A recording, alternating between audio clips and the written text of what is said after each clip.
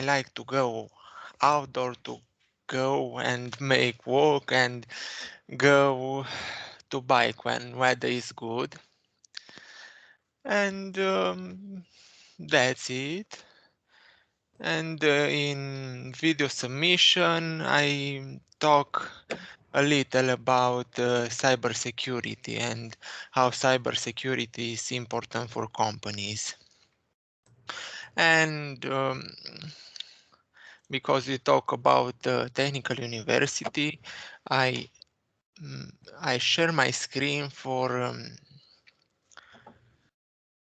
present something. This is a presentation not made special for this course. It was made in the first year at Technical University, and in this presentation I talk about artificial intelligence in general.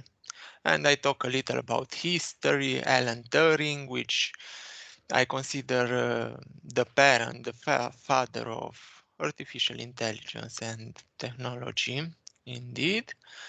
And artificial intelligence with machine learning and deep learning. But today I want to talk about data security in business and how we prevent um, cyber attack in our business. You know that internet has made storage and management very convenient in any business. But of course we have risk, and we have also leakage of data. Every business requires security online since all the important databases of their company, including financial data or private information, of course. And artificial intelligence can be used by cyber experts, but also artificial intelligence may be used by cyber criminals. With the artificial intelligence, cyber experts can understand and remove unwanted noise or data that they might detect.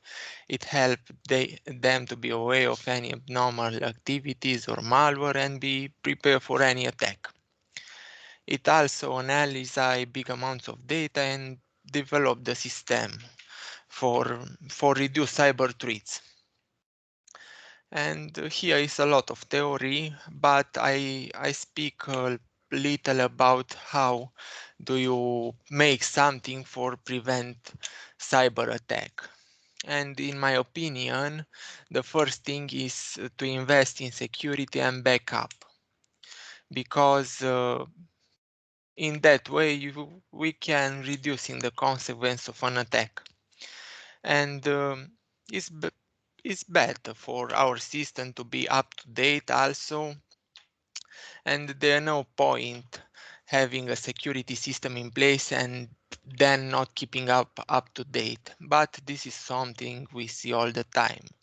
The capability of attackers is increasing regularly, and it means that have the latest release of definition or software to stay protected.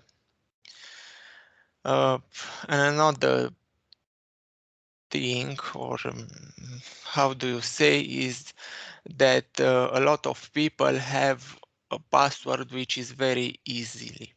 I make a research, and I see a study, and this study say that in this year show around 20% of people which use internet have 1234 as their password, and say we may use a hard password, I say. And it's good also to test your system regularly, and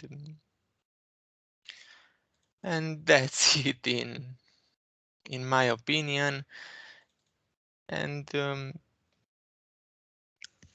and if you have a system which is up to date, we can prevent, of course, cyber attack, and we don't lose our money and our business money.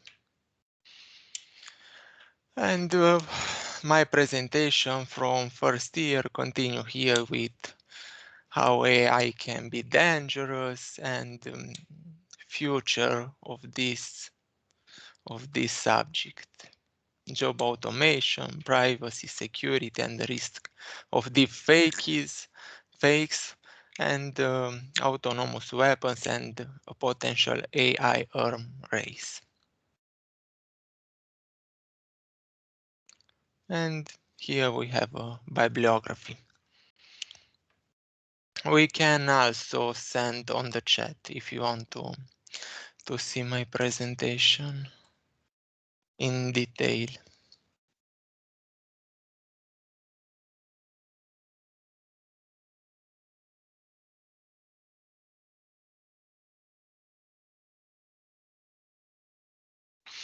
That's it. Thank you. If you have question.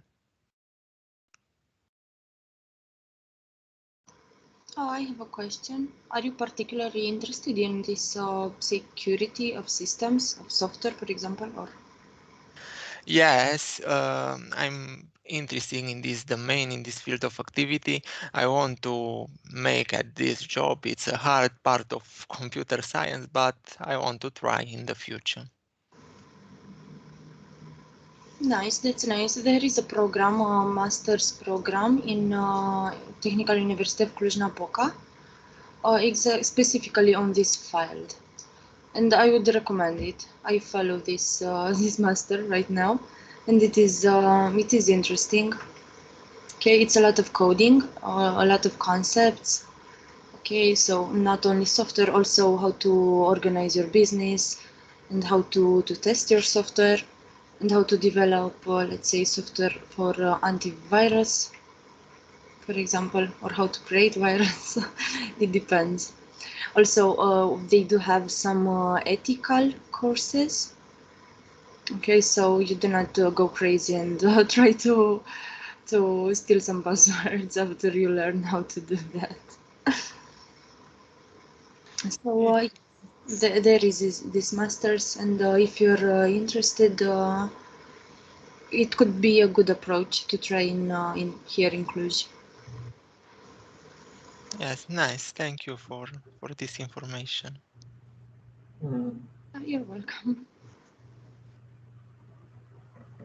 Any other thoughts, comments? What stands out to you as you guys were listening to this beautiful presentation? What stands out to you?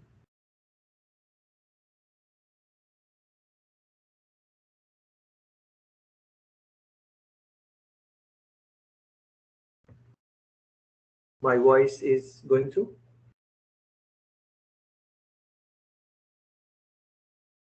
Yes, we can hear you. Okay, okay, all right. So when I was listening to this presentation, a couple of things stood out to me. The importance of security in various areas. That is definitely something to really think about.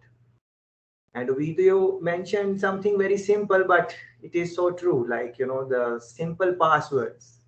Many of people, they set very simple passwords, and that is something which maybe we should reflect on. The pointers he was giving us in terms of checking our systems, maybe even changing our passwords every now and then. And many people have similar passwords for different machines. Yeah. So Yes, so when we know a lot of information, but we don't apply this. that is such a beautiful point. Like, this is really great. Like, we know a lot of information, but we don't apply it. This is beautiful line. Like, we know so many things, and but we are not. The application is not there. We are not using that. So I was reading this article about what is learning, what is the true meaning of learning, that you have learned something. So they were saying that if you know something, but if you have not applied it in your life or at your work or whatever, then it is not true learning. You have not really learned it. You just maybe know about the thing, but that's not the true learning. Another thing I'm observing is most of you guys are looking very tense. I don't know. Please relax a little bit. Smile. It is not a exam or test or anything heavy. We are just sharing our thoughts here. So relax a little bit. In your videos also, many of you are a little bit, very strict, and I don't know what happened. So please relax yourself. Yes. So any other, I shared what stood out to me. Many things were there. Any other thoughts about um, what stood out to you in terms of what you saw here? And That that's it, and I want to present sample information and for remember with this information, and that's it for my from my. okay, thanks very much, Ovidio. We Thanks really you. enjoyed your presentation and very nicely done. And you have covered so many different areas there and highlighted. Of course, you can now go in depth, like what is the application in education, in agriculture, and so on. But as a uh, beginner information, that was very nice. We enjoyed it. Thank you. Yes, next friend, please. I have another question if it's not. Yes, please go ahead, because the idea here is not just to present, the idea is to interact about the things, and we can just pose questions and then anyone can answer it, and collectively we learn about whatever is in our minds. So that is very important part. So yes, please go ahead, So Henry. Thank you. my question is, what is your opinion about Google saving and asking if he can save our passwords? And how safe do you think it is that we save all of our passwords in our Google account? Nice observation. Yes. Yes, very nice, very interesting question. Um, I don't. We have also a password manager, for example, Kaspersky Password Manager, we, which is the same as Google, which save password also. I don't use, and I say the better method is to know your password and don't use these tools, because yes, it's good, but we have bugs in your database, and at one time we may lost our data, or somebody can access your account with your password if they have problem in our system. Mm, I'm not very specialized in this tool and in this domain, but this is my opinion. I would agree with you. Uh, can you can save it, because sometimes if the settings are there, it is only saved in your laptop or computer. But as a video is rightly mentioning, that if it goes in some wrong hands and the first password is there, like the password for your laptop or your cell phone, then the access they can access it.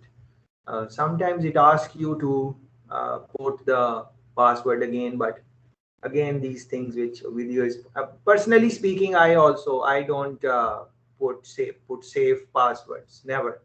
I never do that. Every time I'm logging in, I put in the passwords. But other people I see who are knowledgeable about these things, they sometimes uh, but one thing I know, that they change their passwords.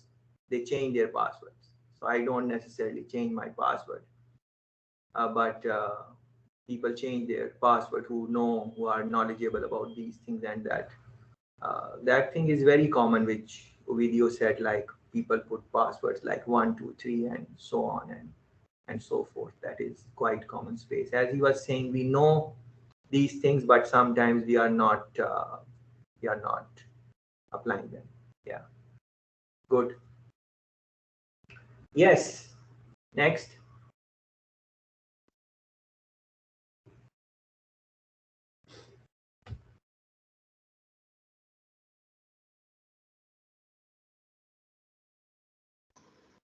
So who was next? Yes, so we are going from bottom up. from your alphabetical order. So Ovidio, then Niyat, then Maria, then Iona, Henriette, Karina, Alexandra. You can see in the participation list, when you click the people who have joined, you are coming from bottom up.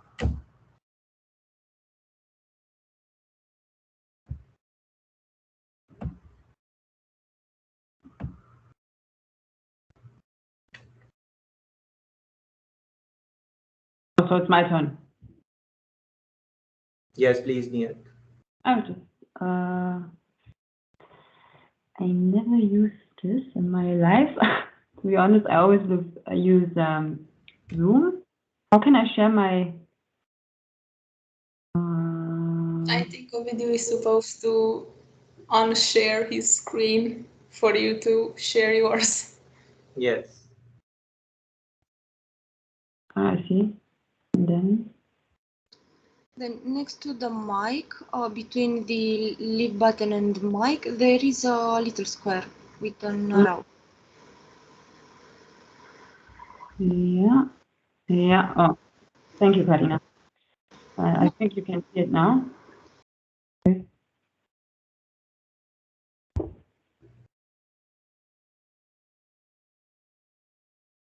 Is it visible? Yes. Yes. Right. Yeah, so I was choosing the topic, like my, the big topic is like the bright side of artificial intelligence. So basically the positive side and more like understanding of a more understanding for like a normal human being who's not involved in artificial intelligence and so on. So the agenda for first, I was just about the cons of artificial intelligence, and like the second one is how can we trust, or how can we start trusting artificial intelligence as normal human beings. So yeah, what I thought about it, like cons. I was thinking about it, and my cons of it is like could be maybe lack of data to prevent errors, meaning that I think when it more would be without any filter, if people would know how much the robot knows, I think we can trust the robot more. Like for example, if the self-driven car is driving down the road and then all of a sudden a ball comes out of a street and the robot doesn't stop, or the car doesn't stop, and after the ball the kids are running after the ball, I think just when the kids are coming the car is gonna stop, but I don't feel like, or I guess not after the ball, or I don't know, I'm just guessing. And I think if we are giving the robot more data, I think it will be more secure. Yeah, but because the robot is not that, how you say, forecast, like it's not like we are, like, yeah, it's not like as we are preventing any damage. So I think there should be stricter policies for artificial intelligence, also meaning that I think before they put out the robot or any idea, they should properly check the policy with themselves, because I guess with everything you can hack so much. And I mean, as the presentation before, it was really good. I think that does fit together, that we should make it more safer, as in hacking it, so people wouldn't be scared of it. And also what I was thinking, I guess the image of it is still bad because of our horrible movies we were watching when we were 10, 11, 12 years old. To make the image better, we should, so I'm coming to the next slide.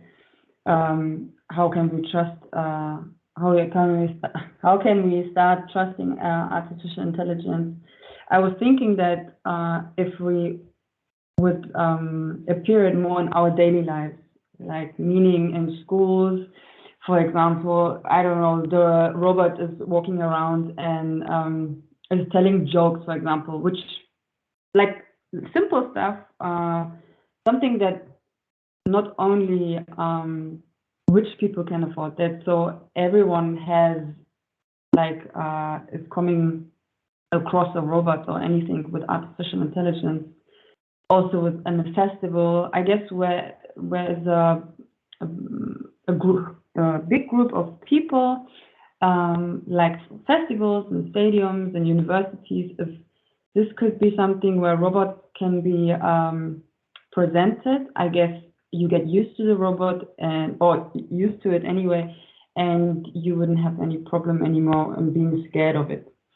So also like for festivals, for example, having a helping desk, where to go, or stadium, or universities, maybe libraries, how to find a book quickly. There could be ideas to use it in our daily lives. So we can start trusting artificial intelligence more. Yeah, then I come to it's actually I'm finished. Thank you for your attention. But I was asking you, or I was wondering if you have any recommendation of it, or what would you recommend?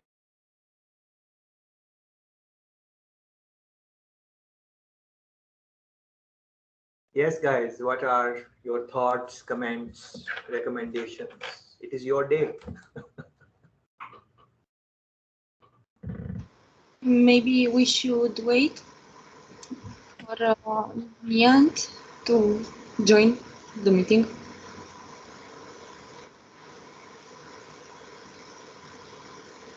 Yes, I think she lost connection. It wouldn't take long.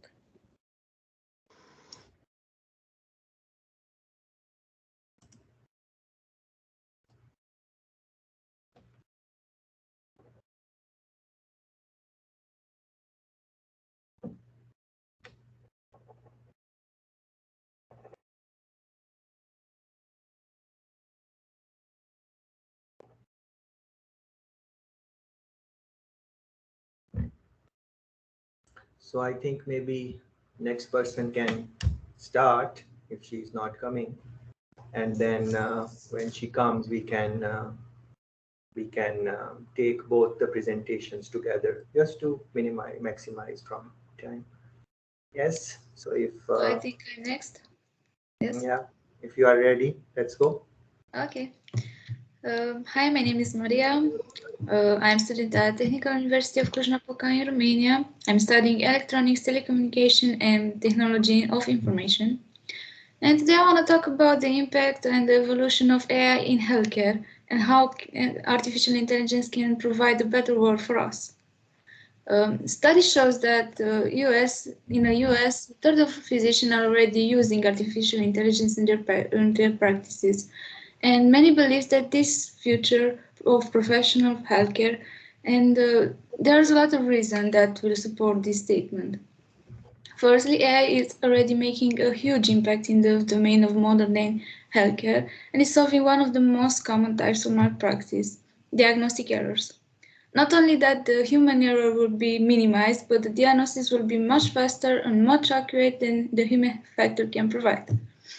To bring a supportive argument, we can mention that in radiology, a deep learning-based algorithm was developed using more than 50,000 normal chest images and almost 7,000 scans with active TB. The algorithm became so efficient that in performance tests, it easily beats radiologists. Of course, it has its shortcomings, but the test shows that if AI system of today can help doctors a lot, the AI system of tomorrow could bring screenings and practice diagnostics to the less developed states where medical professionals are not available. Secondly, AI is also advancing in other fields of healthcare system. Researchers in Germany and France trained a deep learning network to identify skin cancer by training it with more than 100,000 images of malignant and benign melanomas. After this training, they compared performance with 58 international dermatologists, and the results were remarkable. While the dermatologists accurately detected more than 86% of melanomas, the AI technology detected 95% of them. As we have seen, AI systems have proved to be important tool that plays in part of evolution of healthcare. The most important expectation in medicine regarding AI technology right now is the fight against cancer. In the field of oncology, dozens of hospitals have adopted this technology and it's been used in conjunction with medical judgment. As I've been mentioning in my previous reflection, there are some studies that shows AI capability of detecting pharyngeal cancer only by listening to your voice. Even though our expectations are pretty high, I think that in the future AI will be capable of treating cancer and save 9.5 million lives per year. Cardiovascular diseases are the number one cause of death globally. Nearly 18 million people died in 2017. For those affected, early detection is critical for both management and treatment. In the future, AI-based prediction could be a lifesaver, since studies have shown that markers of cardiovascular diseases can be often manifested in the eye. The scientists are using deep learning methods to identify risk factors such as age, gender, blood pressure, if they are smoking or not, only by looking in the eye. These new studies still need to be validated and repeated and to research more, but since retinal images can be obtained quickly, cheaply, and non-invasively, this will be probably the new way to uh, the new way to how do I say the new way to diagnose this person. As you see, AI systems are more capable not only to support professionals in healthcare domain, but even capable enough to maybe replace them. That's why I'm extremely confident that in the future we'll bring AI technology to the masses by making their life more comfortable and much safer. And we can say that AI could be our new doctor. And I hope you enjoy this. Thank you.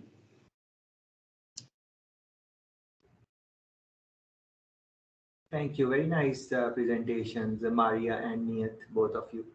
Good job. Yes, I'm any very thoughts, any comments? Please go ahead. As I was listening to these presentation, the trust issue which Niyat raised, that's very important. And Maria just made a comment which just stick with me, that just by looking in the eyes you can detect many illnesses, many cancers and different type of things. So this is the type of environment which we are going forward. So we really need to think what type of skill set we need to have going forward in next 5 years, 10 years, to be better member of society. But anyways, it is your time. So please make some comments, observations on anything, Niyat, or on Maria's presentation.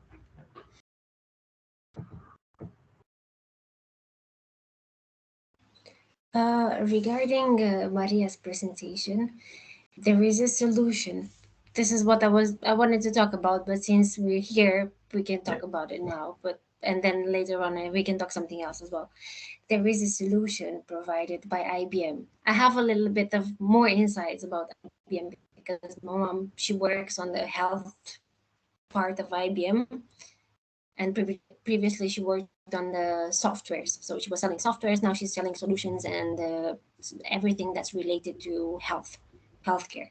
And there is this solution they have. It's called micromedics.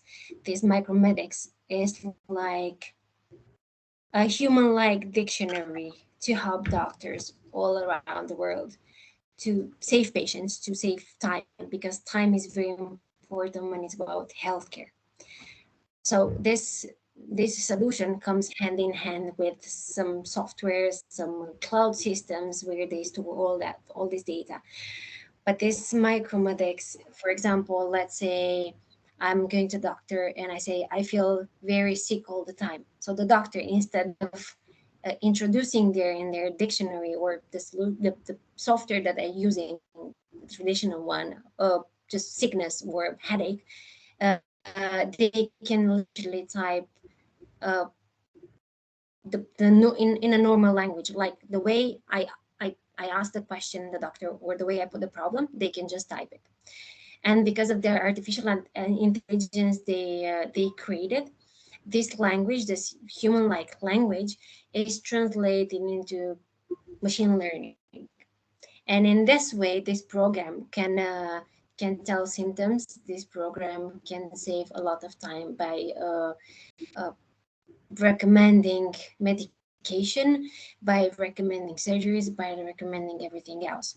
And this goes hand in hand with the Dynamed, which is another solution that is all about the drug side. So whatever symptoms you have, the doctor uh, comes with an outcome. Let's say you have, I don't know, kidney cancer. Let's say, I don't know, it's a random thing, and then they just type there the symptoms and everything related to cancer, and then based on your age and your symptoms and everything all together on your profile, they can prescribe you some drugs, so they don't even have to think about it.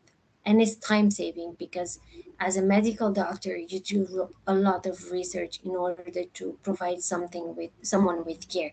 Even though we're talking about drugs, we're talking about the prescription, we're talking about the treatment, you need hours of research to come with a perfect and personalized treatment. So yeah, It's very nice. long story short. Yeah, no, this is very I nice. Very nice.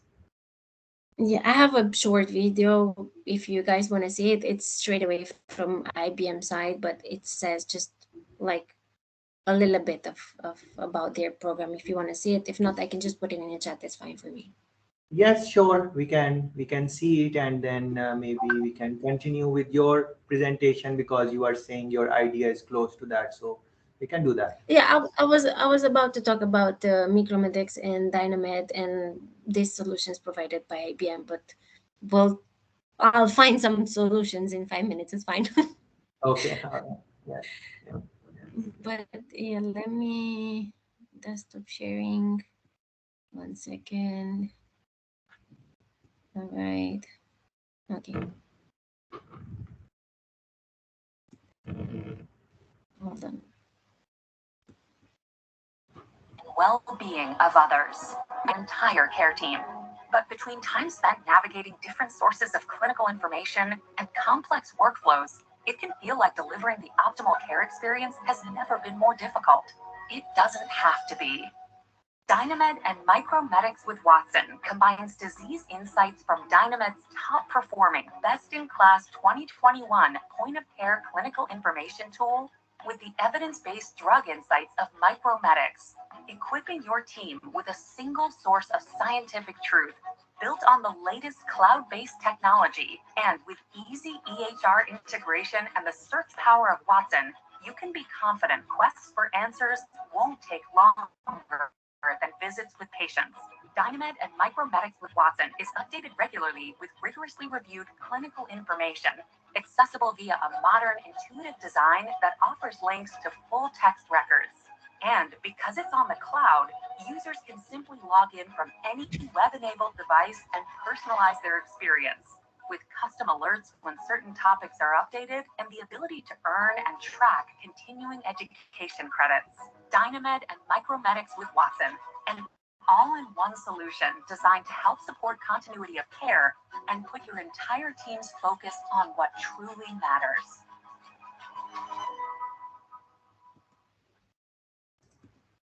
Yeah, that was it. Mhm. Very nice. Very nice. And then there are a lot of apps where you don't necessarily. It is you can just go download the app and tell your symptoms, and the app is going to prescribe some medicine for you, and it works. It works. It works. It is more of just like in some of the reflections and maybe in conversations also we were saying that um, one reflection in one of you mentioned that the rate of technology is faster than our ease of using it. So it's the same thing. The technology is there. You can download the app, tell your symptoms. This is what you are feeling. This is what is happening. It is going to ask you questions and then it is going to prescribe. But we might not be comfortable with it. We might want to go to the doctor and talk with them and all of that thing. It's just like the other example which one friend gave, that a self-driving taxi would not have any driver, so the little chat we can have, that is kind of maybe missing in that. Yeah, so very interesting, very interesting, very interesting. Yeah, any thoughts? Please Unless go we ahead. search on Google, we're all safe about drugs and medication and symptoms. Because on Google, everything is related to cancer and dying.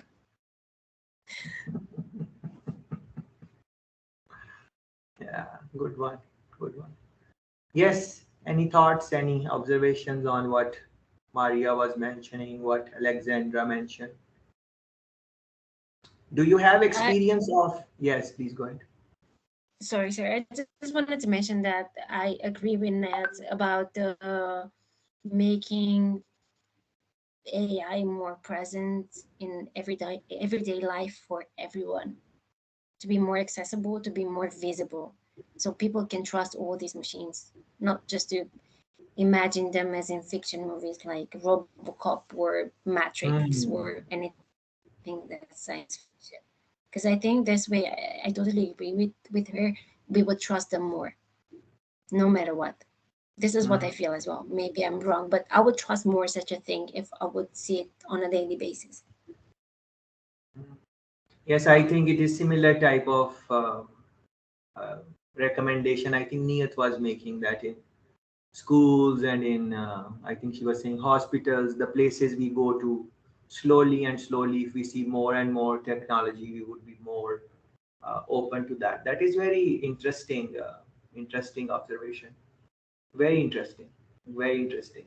Especially the both of them are great, but school one. And then we saw China, China yesterday, where the kids have that thing on their head. Now, you can imagine if from that time, if they are so much into that type of thing, they are more open to those type of things as they are growing up. They are more, their openness is more and more. So there are definitely bad things about that also, as you guys were mentioning in your reflections also, but this is what it is. Yes. Yes, any thoughts, anyone? Yeah, I agree. I think especially, I wouldn't say all people are super stubborn and small-minded, but it is the fact that mostly are.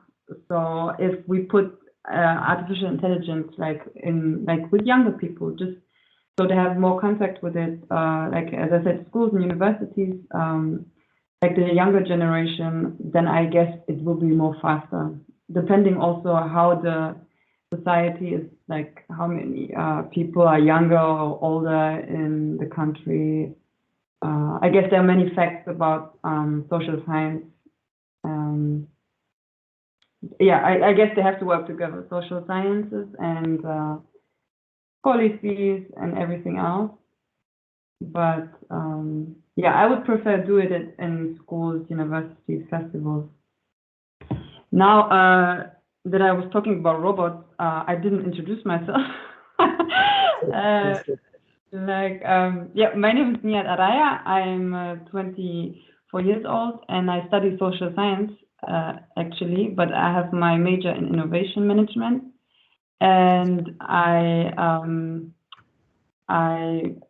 am interested in innovation and artificial intelligence since I did a course in Riga, a summer school. And yeah, I also did an apprenticeship at a big company. I don't know if you know PwC, PricewaterhouseCoopers.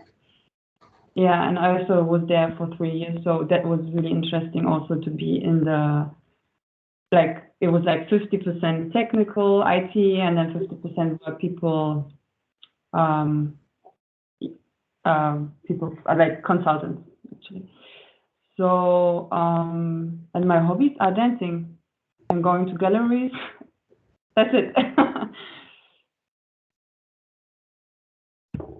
Just so you know who you're talking to. I like dancing too. Say again? It's that now we make connections in Frankfurt. If we Yeah. ever want to go see Frankfurt Christmas market, which I heard is very nice. Exactly. Like No, it's very Oktoberfest. beautiful though.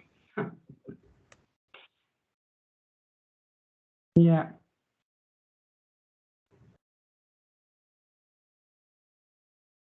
Thanks for that very interesting introduction, Niyat. If you don't mind, please, because you have knowledge in innovation and you have studied it and all of that, I think that is very interesting topic to talk about. So please tell us what are your thoughts on innovation, how to make it common space, what are some of the things people should keep in mind so people can become more innovative in their daily lives at their work. What are the basic principles of innovation, how we can increase innovation, anything on those lines, and share your experience of working with PwC. Take maybe as much time as you want, and then we will build on that. I would really love to talk about innovation, and then that would be nice, because artificial intelligence or technologies are not something on its own. You have the first thing, the key principle is idea generation. First, you need to have an idea, and then from there you will see which technologies fit in, and then you will build on that. And then idea generation are part of innovation. So please guide us on that, as you have a degree in innovation management. That is very interesting degree you got there. Yes, please go ahead. I'm studying it. I'm not finished. I'm learning myself. But as I I was watching it in the company, I guess what I learned, you have to be very open-minded, and you have to be I mean, you should know that it will come. Like I saw it in the big company, they already implemented so many things,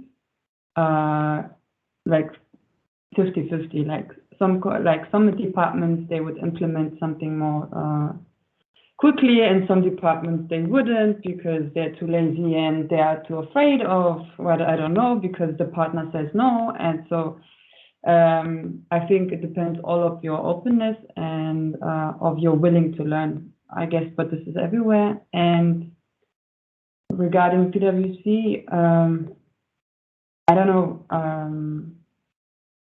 I mean, in the department I was, it was more to digitalize taxes. So that's what they were doing, how to digitalize and make it more easier to pay taxes. Yeah, I have to put my battery on. That's okay. That's okay. That's okay. Yeah. So this thing which Niyat mentioned as she's plugging in her battery, it's a department thing. Like in the company, even a big company like PwC, which is international company, known all over the world. Even in that type of company, different departments, they can have different type of attitude towards moving forward. So then maybe Niyat mentioned be open-minded, willingness to learn. And from her department thing, maybe we can say that see what type of people you are working with. You might be open-minded, you might be willing to learn, but are they open-minded? Are they willing to learn also? If you are in a department, what type of personalities your managers have, your colleagues have. When you give some idea, what is the response you get when you're not even finished presenting your idea and people are disinterested? They are saying it is not going to work. Sometimes that happens. On the other hand, please run a Google search, companies which celebrate failure. Yeah, run a Google search. Companies that celebrate failure. So you're going to find companies where when the project fails, they celebrate it. Yeah. So it's not very simple. It's not just any failure they celebrate. So the idea is that you do all the work, whatever needs to be done, you do it. You don't leave any stone unturned. You do your best. You have a risk analysis, all of that, and then you implement the plan. And after doing all things possible, if something goes wrong, then they say it is not necessarily a failure because you did whatever you could. And then after that, please go ahead. Please go ahead. I'm just saying it's called fuck up night. What you said, celebrating mistakes. Just to add this so you can find it easier. Fuck up night, that's what we also did in the company. So any other things you can tell us about innovation? What are the things they do in companies to bring in more innovative ideas? Any thoughts, any comments, if you can share? You said openness, willingness to learn. What else? Anything? The processes, the process of doing something. Yeah, they make it more automatic. They're trying to do everything automatically now, and this is what I also observed. Using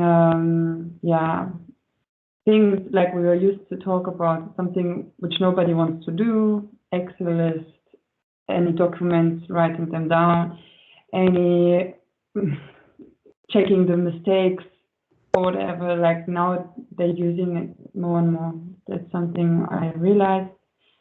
About innovation.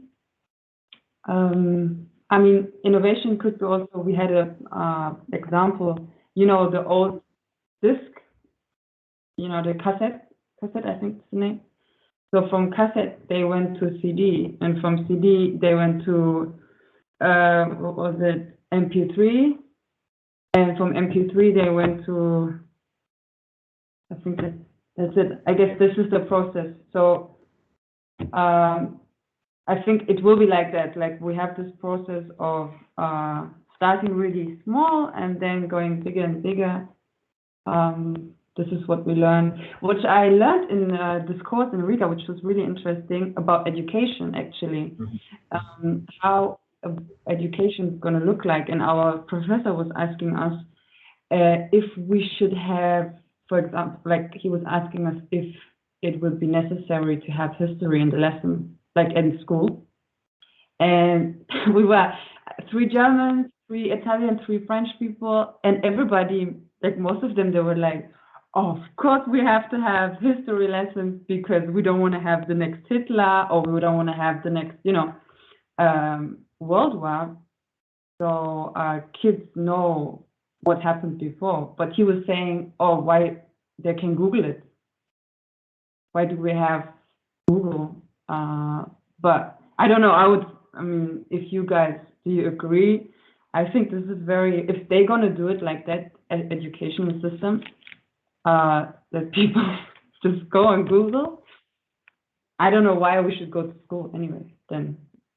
If you don't learn it at school. Like, these are very important things. And also, when do you should start give a child a phone? This is also a question. When are they able to use it? And even be aware of what's happening in the internet. If you give it when you're 14, it might get bullied. If you give it too late, as I said, you get bullied. Or if you give it too early, it might, I don't know, see something you shouldn't see. Yes, I think this is really, really important. I mean, I know a little girl that she's 5, okay? And she knows to communicate with people on the phone better in English than she knows to talk with me in Romanian. And I'm looking like, how can you do that? I mean, I'm here, talk with me, not with your internet friend. It's really, really strange. Yeah, it's strange, but then it's really good that she's 5 and she can speak English so well. But she was learning it. But still, yes, of course. Well, she's speaking English so well because everything you can find is in English most of the time. So any TV show, any game, anything is in English, and it's really easy for her to learn. And for any child, it's easier to learn. Yeah, I agree. But at the same time, I think that they loses the touch with the person. I mean, if you don't play with me like we used to, and it's only through a screen, how can they affect in the future? How they gonna communicate with others, not only on the internet, but face to face? That's what is important, I think. I think this is what we only have as a human being, comparing to the robot, being emotional intelligence. And like, I guess it's not only about what you see in the face. I think it's also about what kind of energy the person gives you, like what kind of connection you have with the person in front of you. And I think you can't only see it by, I don't know, the eyes and the face. Remember my grandpa, he would look always mean, but he was the nicest man. But he would like, I don't know, he was not able to smile all the time. But we yeah. don't talk only by saying things. We talk with your hands, with our posture, we talk with our expression, with the vibe, Yeah, everything. With everything, yes. Yeah.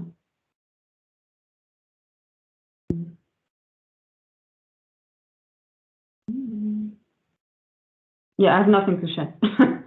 That's it. It's very interesting, the points Niyat and Maria are making. If you think about it, I was listening to this talk. Bill Gates and other top technology people were sitting there, and they were saying very clearly that they don't give their children phone until the age of 15 or 16, something like that. You can run a Google search and listen. Just run a Google search. When did Bill Gates give phone to their children? Just run a Google search. You're going to find this. Yeah. 14, 15, something like that. Yeah. Definitely not 5. Definitely not 5. Yeah.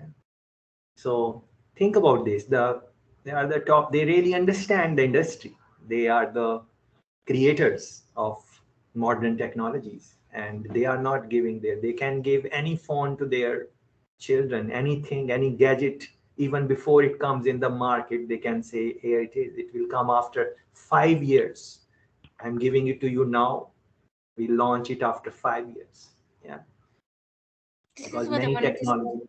Sorry, go ahead. Sorry. Please go ahead. Yes, Alexandra. No problem. This is what I wanted to say because it's the creators that they usually do these things because they understand the concept they created. Yes. So even Elon Musk, I read an article a couple of nights ago when he said that human beings like us, like normal human beings, we don't understand the concept between artificial intelligence, and because we're not using it right, one day it can come against it.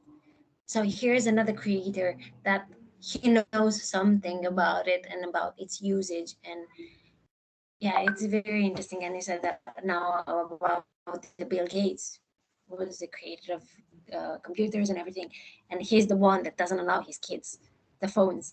So it's very strange. Like we would do an app or whatever, we would build something, and then we would give people tips and tricks how to use it, how not to use it. But then those people, they don't listen to us. Yeah.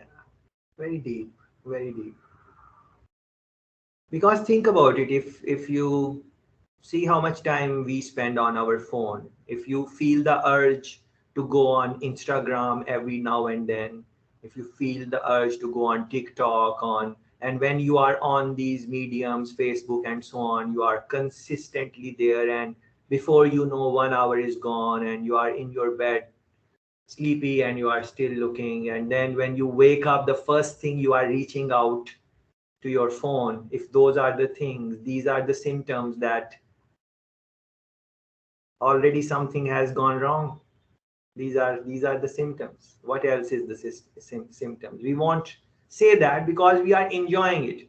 The feed is giving us what we will like. It is very personalized. All of us can be in one room and open Instagram, in the feed is giving different things to all of us. All of us, we are in the same, we are using same Wi-Fi in the same room, and you can check with your friends. Go in the same room, same Wi-Fi, same internet connection. It is giving different thing to Iona, it is going giving different thing to Karina, based on how much, what you are clicking and how long you are staying on it. So you click a picture, how long you stay on it, it measures that individually and then sees you how long you stayed, and then it gives you a better option than that. If you are looking for example, cars, and you like a car and you stay on it for 10 seconds, next car it's going to show you, it's going to be better than that, you're going to stay for 11 seconds. And meanwhile it is doing experiments. Meanwhile it will show you something which maybe they think, okay, they are testing the algorithm that maybe the person will stay or not, and then you come out. So that is what they are doing, and over a period of time they are collecting that data for you. So after some time they know what you are going to like. They cannot go wrong unless you change your preferences. You become a different person, your liking dislikings change overnight. And today you like this and tomorrow you say, I don't like it, I like something else. Unless that happens, but then again it is going to catch the algorithm again. So these things, anything which is of this addictive nature, it is using some type of technology, some type of data gathering it is using, and it is making us addictive of that. Why people go on YouTube and keep on watching it, why people go on different. So this is quite, and especially what Maria was saying, it's really, we need to really think about this. Like, young children, if they have these phones, we need to create some awareness in the parents. Sometimes, parents in love or in, their friends have it, so they would want it, and parents say, okay, let's give it to them. But it is extremely dangerous, extremely. It is, I was listening to a neuroscientist who study the mind, and it is in some other language, not in English, in my native language. The scientist was saying that you give a child a cell phone, he's really said something which he said, if you are giving cell phone to a child, it is better you give the child poison and the child dies. That is better than giving him cell phone. If you see the MRIs, what the mind is going through when the child is because child is, the mind has to grow. His mind has not grown, it is growing. The impact it has on terms of satisfaction, different chemical releases of happiness, because we it is enjoyment. This gives us different enjoyments when we are using VR. Why, when we open a book and we want to study, don't we just fall in sleep, including myself? Yes, all of us. But when we are on something like this, it's, what is that? So please think about these things, and in your surroundings, if children have it, try to minimize the use it. And not just that, if you think about it now, as Maria is giving example of a child, 5-year-old. What is the relationship, Maria? Your how you are related with the 5-year-old? She's like a friend, family friend. And Oh, I go to play with her sometime, but I acknowledge that she doesn't have a lot of patience. I know that any children does not have a lot of patience, but for her it's my really God. bad. I don't know. And if she can't have something in this right moment, or maybe I don't know, really quick, and everything has to move fast and faster than I can perceive it. She's getting mad. I don't know why. I think it's affecting children somehow. Yes, I acknowledge that this is really bad for them. And I want to talk about I've seen something Netflix has put, the social dilemma. It's really, really interesting. It's about something that you said, how Instagrams know what to show us for how many seconds or for what we like. It's really, really interesting. I recommend it. Excellent. Yes, it's very nice show, and especially this, which Maria is saying that the child lack patience. And why is that? Because the child, because of using social media, they want instant gratification. Instant. Everything is instant, right away. Yeah. You make a click, this thing happen. You make a click, this thing happen. They are playing online games, fast paced, just like on touch screen. Yeah, just with a touch thing happen. The way she wants, whatever she wants, she's doing on phone, however she wants it, quickly. So this is very, and in life, it's all about patience. It's patience. You can't just say something now and it will happen. You need to be very patient in life. Otherwise, it's a very unhappy and miserable life because things take time to happen. Uh, so it's a now, and these, it's not one child we are talking about, many children like her. This is how they are growing. So next 10 years, 20 years, what is going to happen with all these people would be impatient. The generation would be impatient generation on the hands of artificial intelligence. Yeah. And then anyone who has control of AI and this technology, any country who has control, they are going to become superpowers just like that. And with this perspective, if you think that Europe is taking time in building ethical AI, on the other hand, China is moving forward with collecting data and doing the experimentation. There we go. There we go. Yeah. So it's very. And another point, I was mentioning she said that why we should go to something like, maybe I misunderstood. Correct me if I'm wrong. He mentioned like why go school, like what is the significance of school, and that is so true. When we go to school, what do we really learn? Yeah. So I was thinking about this, and I feel that you can have your own opinion. I'm just sharing my opinion that if we go to school and there is no interaction, just like we are interacting now today, if there is no exchange of opinion, what other people think and what they have learned and so on, in a classroom environment like that, where anyone can speak and say their mind out and share their thoughts and other people can comment on that. If that environment is not there, and it is just you go to a class and there is PowerPoints and just like that, a regular class, then that information you can stay at home and you can gain that also. You can be sent the clips, you can send the PowerPoint and so on. So interaction, dialogue, I feel that that is also something which you should spend time in, like talking with the other people instead of always being on phone when you are on campus, interacting, exchanging point of view and so on. But you would see on campus, where people are on phone and everyone is like, many times that happens. So very interesting conversations, which Niyat and Maria and other friends made comments to. Yes, any other points? Yeah. I think also I can see it when I go outside and take the bus or the train.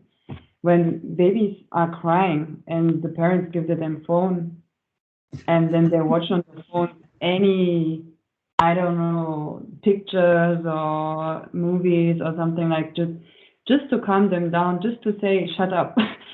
And I think this is also like even the parents themselves, when they walk, they only have their phones in their hand and they don't interact with the kids.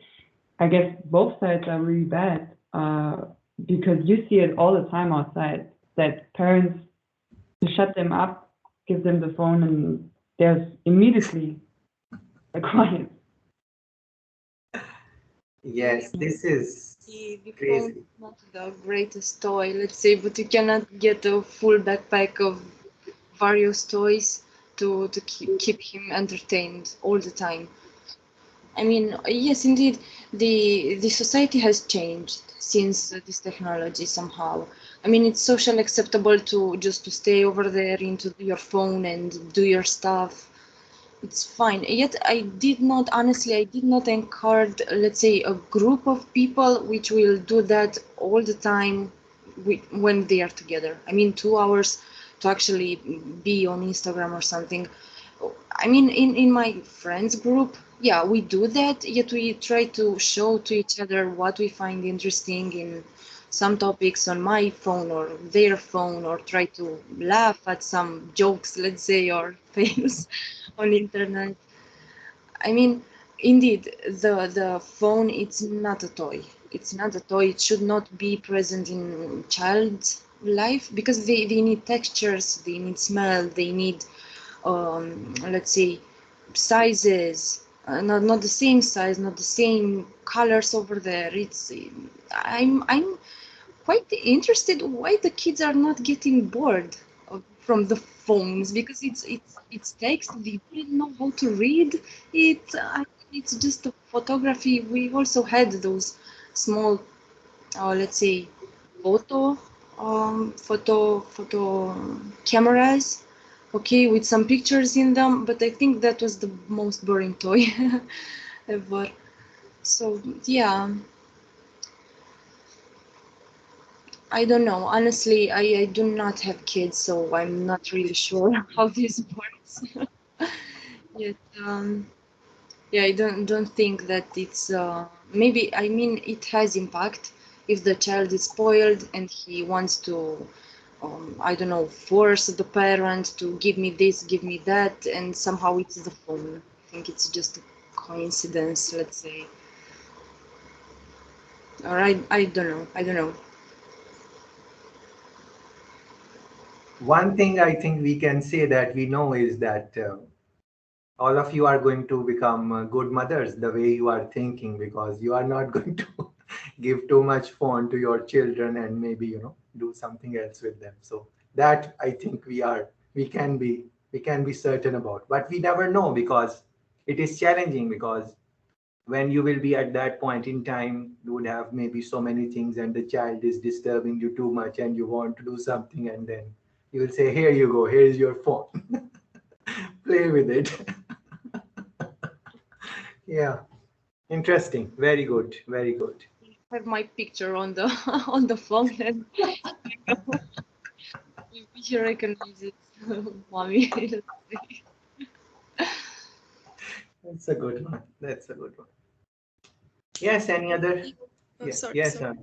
I think the children is dependent on attention, and many parents are busy, and it's more easily to give them phone and look on YouTube or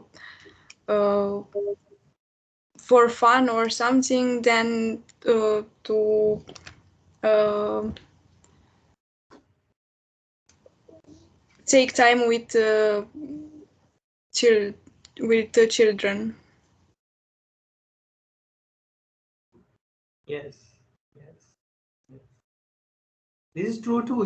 Take time with the children, because lives are busy. Everyone is busy, and people have multiple jobs. People are doing, and in all of that, and so many times people don't understand that another thing. People don't understand what responsibility having a child is. Uh, it's a big responsibility, and then if you are going to raise them like that, but then it's just difficult. Do we, like, the I was reading some poetry, and there's a big guy in the past, and he said that our children are not our children. They are just like the we are the bows and they are the arrows, and our job is of a bow, and we just push the arrow and arrow goes in the world, and that is what it is. I think it was Rumi who said that children, our children, we think that children are our children, but after a certain time they They should go in the world and discover what is happening. But definitely in the early ages, until they become adult. And what is the adult age? Like, even if we say that, okay, the child should be given phone at 16, a 16-year-old girl or boy, are they mature enough how to use this gadget? And Karina very rightfully said, I liked what she was mentioning there, that cell phone is not a toy. It is cell phone is maybe, you can have your own opinion, as everyone is free to speak their mind, so I would also speak my mind. But it's like a weapon. It's a weapon. It's like a pistol or a gun in your pocket. So you need to use it, like when you need it, you use it. When you don't need it, you don't use it. Like right now, my phone, I have my Wi-Fi is off right now. Uh, Wi-Fi is off. The phone is on silent. I don't know if I missed any call or anything. Don't plan to check it. I'm with you guys, so my focus is with you. And that is about it. Are you also focused in this activity, or your phone is on vibrator and you every now and then you are checking what is happening on the phone? I keep count of my notifications. I'm not. I know that I might need to do something afterwards. That's all. It's just let's say I have a control of the situation, all the situation. That's okay. That's okay. That's okay. You are feel free to check your phone and everything. I'm not stopping you from that. No, I'm usually using my phone to solve things. This is my point with the phone. Either call my or checking emails or stuff like this. I mean, if it's not family related or making money, then it's no use. Yes. How are you making money using phone? Please tell us also, so we can divert our energy in making money. I need an email, maybe I need to reply an email, or maybe to send some important ideas, or maybe to spend money, not make money for some. It's a good one. It's a good one. Yes, nice. Okay. Next one maybe. I think I'm the next one, or All right. maybe Henriette. Well, if you wanna go first, I'll let you, but it's totally fine by me. My topic is how to make money using a phone. Well, let's do Henry at first, because we are Let's talking about. get into it. It's about an app, and I'm intending to make the video about this also, but I had some internet issues and it stopped me from doing it. So But let's go. let's take permission from Iona, because it was her turn. So Iona, please, if you are okay, we can do that, or you want to go first. So it's up to Iona. If she wants to go first, she can. I'm okay. All right. So I'm Ioana, I'm student at Electronics and Telecommunication at Technical University of Cluj-Napoca. In my video, I talking about a movie on Netflix. It's called Ex Machina, and the principal actress is a robot who look like a woman, and she has skin and hair. The person who created her supposed another person at a test, and that man start loving her and think that the robot has feelings, not just like a robot. She grows far beyond expectations, and he is impressed by that, and it's captivated. He thinks it's possible to have a real relationship. So she wants to escape with him in a normal world. Um, meanwhile, she stops the current in the building where they are and talking to him without to be registered by camera and without seeing by the developer. But he ever never, yes, he ever never thinks that she will use his emotional part by manipulating, and he changed a part of code after him steal the key card from developer, which can open the door of the office. After that, uh, the developer saying the boy or ask him if he has thinking at manipulation, and his answer was not, and argued why he thinks this. But the developer shows him that interval of time when the girl robot and him talked because it's suspicious how just when him goes her the current is stopped in entire building. Finally was too late because boy changed the code and the girl robot stopped the current and blocked the entire, and she goes out like an AI in the whole world of, well, this is an example of can AI overtake us because it has access to a lot of information and can think more than one single person, and maybe it's capable of manipulated. Yes, the AIs help us, like in medicine, to discover or identify disease on patients or help the tourist by offering information or find the person who disappeared by using the last location on the smartphone on can on or can repair something without need of people, and this help the company by reducing the number of employees. In this case, what's happened with economics? People need to work, so I think we need to take care how much we include the artificial intelligence in our life. Moreover, exist some robots on the market, like the vacuum cleaner, who clean all alone after a scanning of house map. But no, I think this is the future, and I'm scary a little bit about this. Mm, maybe it's okay to um, evolve for after this, but I didn't know what can I say more.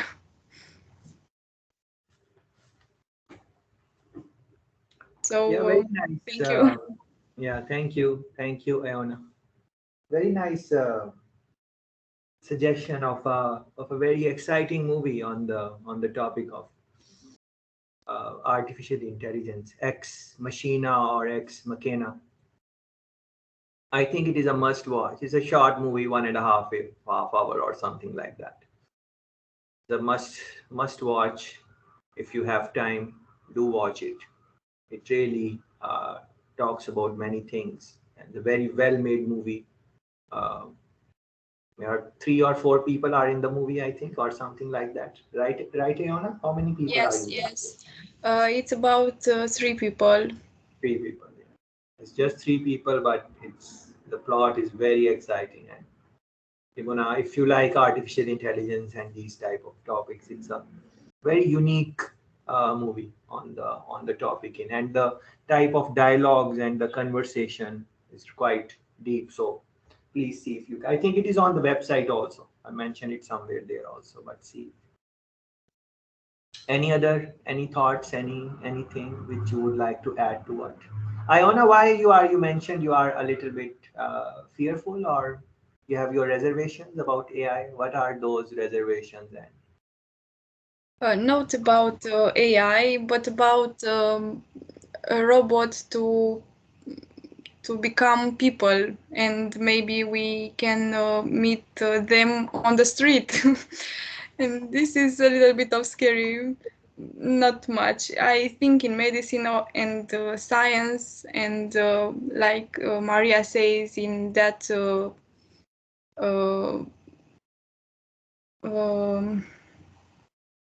how can I say? Um, so yeah, I think in that discover when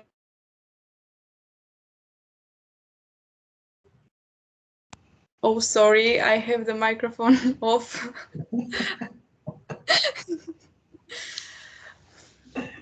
Just I saying I agree with Maria ideas about uh, how can discover the disease. Just look in my retina.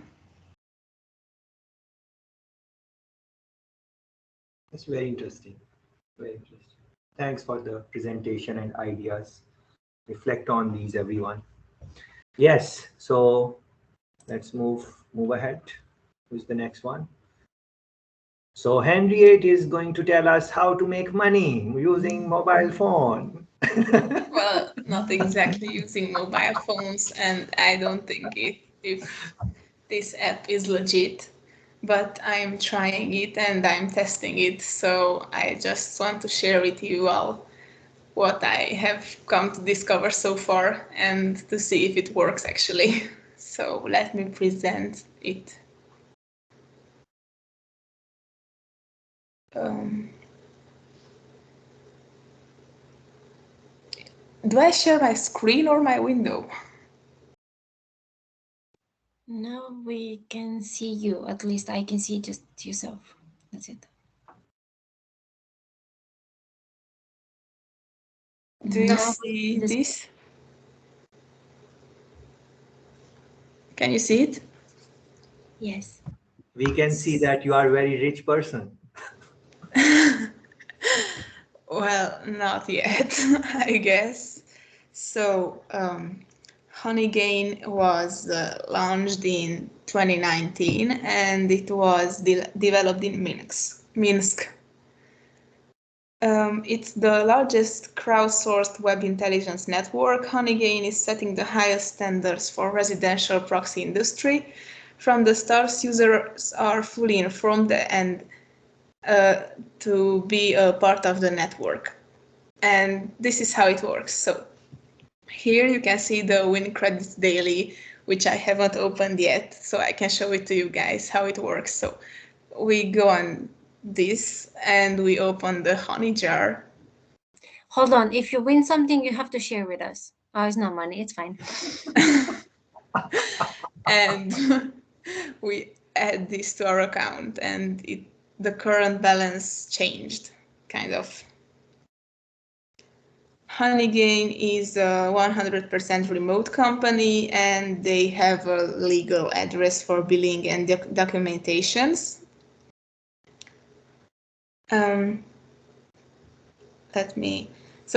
while it has the drawbacks that make it inefficient for some users, the platform is not a scam. I mean, I think so. It works discreetly in the background and has access to all your network connections, and it sounds a little creepy. So if someone is not comfortable with that, they should pass this app up. You can send a link to your friends, and they are your referrals, and they earn honey and money too. And a certain percent of their earnings goes to you, so it increases your current balance, which is here.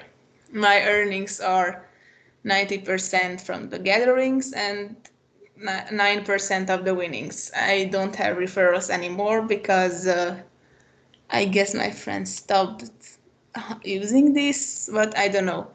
My active devices are my laptop and my phone. I mean, I don't know if it's safe to put all this data out to share, but it's worth a try. And if we collect $20, we can have the payout. And I don't know if it works, it's good. If it doesn't, it's, well. When did you start using it? Because I see you're $8.79 out of 20. I started using it a while ago. Well, I don't know if I can see it here, but I think I use it for some, like a year, I think, or so. I didn't earn a lot. It works slowly, very slowly. And there are some places where this app is not legal also. So I don't say I recommend it, but if it's worth a try, I guess. Yes, there was another app while I was in college. Some guys are trying to create a data set of images, okay, to feed their AI networks. And you had to take pictures of a lot of stuffs like trees, benches, kids, no, not kids, balls, let's say, and other personal stuff, okay, in order to gather so much more photograph of the same object in different contexts, and they were giving you money. I mean, they were giving you 0.01, okay, cents per photography, and you were allowed to do, let's say, 10, 20 photographies a day. And it was yeah, I think I made $5 with that one. I'm not really sure if today it's still applicable, since they do have cameras all over the place, so they do have those pictures. Yet, yes, if you like doing money like this, maybe I will search to see if there is any application. And about honey bee, I think it was called such a sweet name. It was nice. There's this. Just Go. make sure you're not giving your credit card details or something like that. Only Well, bank. it didn't make me, so I guess it's fine by now. Okay. I think have missed an information. I had to take an urgent call at work. That's okay. What do they track? What information they actually need from you? Well, it's collecting the remains of the network and the remains of the megabytes you are not using, kind of like this. Okay, because I thought they might need some information like where you're going, how much you're spending time in an area of the city. I don't know. Well, I didn't enable these features on the app, so I guess it doesn't know. But if it's related to Google and Google knows, maybe they know too. So it's kind of Yes, like a vicious circle. I know. All right, thanks. Well, you can still send us a referral, and if we're gonna decide to use it, we're just gonna use I the link. will send the link if I get Just it. put the link here on the chat.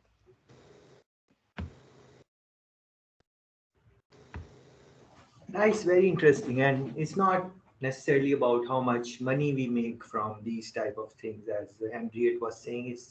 It's just to try out these type of things for a while, just to know what is happening. Because you can, some idea can come in your mind. Maybe you will create something yourself in the future, some app like this or something. So if you would have played these type of things, you would have some knowledge of, what, how it goes, what is good, what is not good, that type of thing. Why people are reluctant if I send referral to other people, why people don't play it, ask them why, what happened. If the people who are playing, who are those people, what is making them play, this type of information you will have in your head. So when you will be, or maybe you are working for a company and they are making some app like this. So in the meeting, you can give suggestions that, I have this experience, I app and this happened and whatever, something is, many times we don't take some opportunity in life thinking that it is not paying much, a job, simple job, and it is, oh, it's it's not paying much, so maybe I should not take it. Many times this happens. Many times, especially as we are growing up, undergraduate and so on, we say it's not. But it is not just the salary which you are getting. It is also the experience of going through that activity. So maybe even for a shorter period of time, even if a job pays less, work there for a month or something like that. Of course, it depends on your financial situation or those type of things, how urgently you need money and so on. But it's the way I'm looking at it, especially in the formative years, undergraduate and masters, and before you practically start your work life experience. I think that is very important, and these type of because this is how people will be making. There are so many different mediums people are using to make money nowadays. It is like it's not necessarily 9 to 5 jobs. Many people I know, they are making money by putting in their services on different mediums and so on. And in the beginning, always it is you make less money. Whatever you will start will be less money. Over a period of time, 3 4 years, as you gain experience, you might want to. But definitely, as Henriette is saying, she's not recommending the site as she's new. She's just saying that look at it, read about it, see what it. If you are comfortable, you can use it. If you are not comfortable, that is okay also. And if you Yes. do decide to use it, I suggest you log in with your Google account. This way you can earn a bonus points toward your goal to reach $20, I guess. I think you get 20 credits or so the first time you unlock it and use it. And it just came to my mind that I haven't introduced myself. And so my name is Komáromi Henriette. I'm a Hungarian, Romanian, and kind of that's it. I study at the Faculty of Installations Engineering, and it's my first year there. And I'm willing to discover many sides of it and try myself to get into this maths they teach there and everything, because so far it was a really hard semester. You said Hungarian and Romanian. I'm not sure what that means. So maybe other friends know, but I don't. So what is Hungarian and Romanian? Well, I'm I don't know. Let me translate something quick. Yeah, so I have been to Hungary. Beautiful place, beautiful place, beautiful Yeah, place. you have some very interesting parties these days into the Christmas time. From Cluj, you can do up to 5 hours by car. I think with the car, driving the car. Yes, they do have some interesting parties with Romanian artists. I don't know why do they go into the other country. No. Where are they going? Romanian artists are going where? Budapest? No, Budapest. Yes, yes. By saying that I'm Hungarian and Romanian, I meant that I have two nationalities. Two nationalities. Okay. All right. That's nice. That's very nice. Yeah, I went to Budapest, and I was really the buildings and the night, the way they were lit, were really something. It's so beautiful, extremely beautiful, especially for me because I was not expecting that. I did not do a search on the country, anything like that. So I had no idea where I'm going.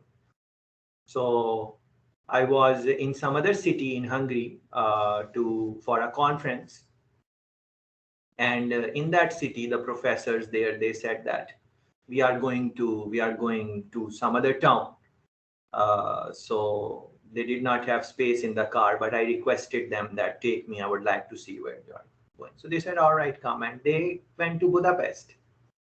And in the night, they say, okay, let's take a walk and we'll show you around. Okay, I said, all right. And as I'm walking, I'm seeing those places.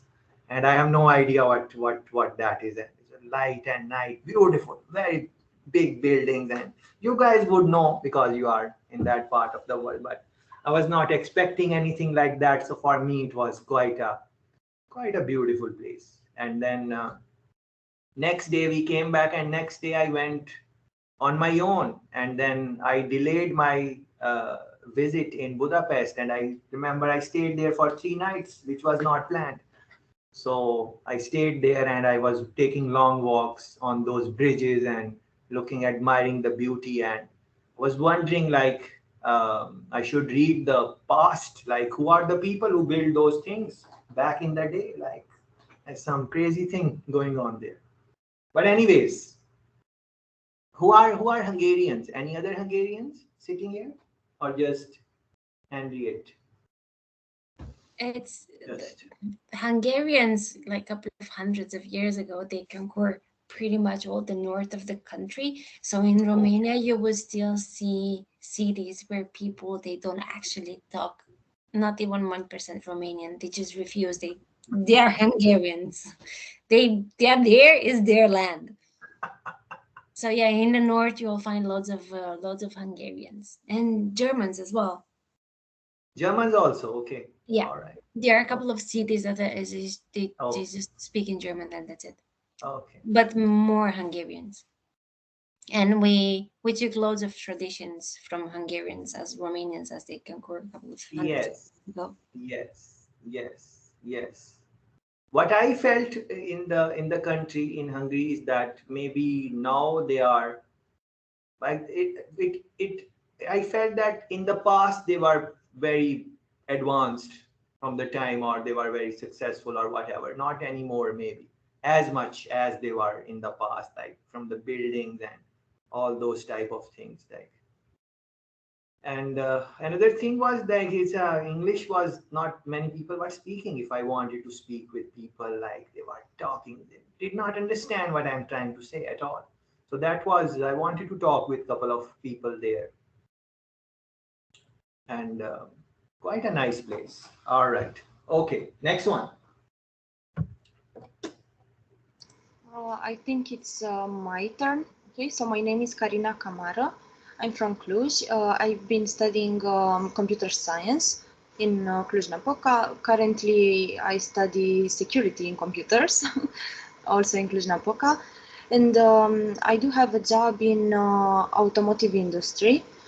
I used to do software designs, and now I'm actually working on the programming in advanced driver assistance.